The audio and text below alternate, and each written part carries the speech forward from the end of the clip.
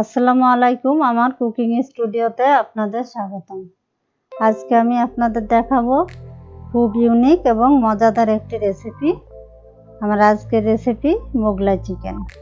এবার আমি রেসিপিতে চলে যাচ্ছি। প্রথম আমি একটি বোলের ভিতরে মশলাগুলো মাখিয়ে নেব। নিয়ে নিচ্ছি 2 টেবিল চামচ পেঁয়াজ বাটা, 1 টেবিল চামচ আদা বাটা, 1 টেবিল চামচ রসুন বাটা, 1 টেবিল চামচ জিরা গুঁড়া, 1 টেবিল চামচ ধনিয়া গুঁড়া, 1 চা চামচ মরিচ গুঁড়া, 1/2 টেবিল চামচ হলুদ গুঁড়া, 1/2 টেবিল চামচ গরম মশলার গুঁড়া, লবণ 1 টেবিল চামচ বা স্বাদ মতো, 1/2 কাপ টমেটো পেস্ট, 1 টেবিল চামচ ঘি বা চাইলে আমরা সরিষার তেলও দিতে পারি, তবে ঘি দিলে বেশি ভালো হবে। এবার আমি সব উপকরণ একসাথে মিশিয়ে নেব ভালোভাবে, যাতে করে মশলাগুলো ভালোভাবে মাংসের ভিতরে ঢুকতে পারে। এবার আমি মাংসটা মাখিয়ে নিচ্ছি। এখানে আমি 1.5 কেজি মুরগির মাংস নিয়েছি, আর আমি এখানে শুকনো মরিচের গুঁড়া দিয়েছি। আপনারা চাইলে কাঁচা মরিচ বাটাও দিতে পারেন, তবে কালারটা ভালো হবে না, কিন্তু স্বাদটা একই হবে।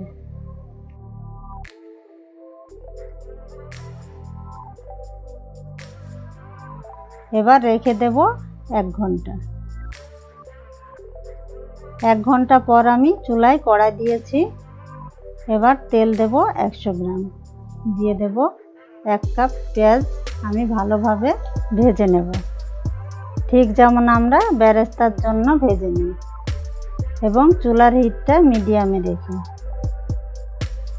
পেঁয়াজটা যখন হালকা ভাজা হয়ে যাবে তখন আমি দিয়ে দিচ্ছি একটা তেজপাতা, 2 টুকরা দারুচিনি, 4 টুকরা এলাচ।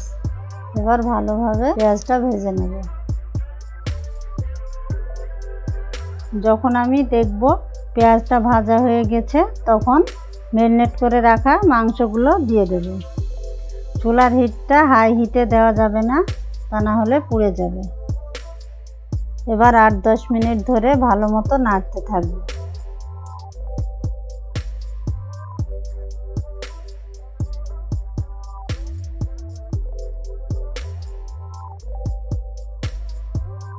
আমি মাংসটা 8 থেকে 10 মিনিট ধরে ভেজে নিয়েছি। এবার মাংসের কাঁচা ভাবটা চলে গেছে। এখন আমি ঢেকে রাখবো 15 মিনিট, আর মাঝে মাঝে ঢাকনাটা তুলে নেড়ে দিতে হবে, তা না হলে নিচে লেগে যেতে পারে, খেয়াল রাখতে হবে।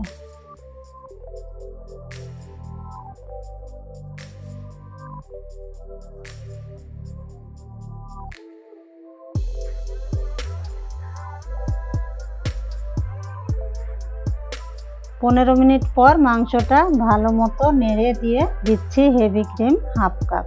আপনারা চাইলে দুধের শর্ট লিকুইড দুধের সাথে ব্লেন্ড করে দিতে পারেন। এবার ঢেকে রাখবো 10 মিনিট।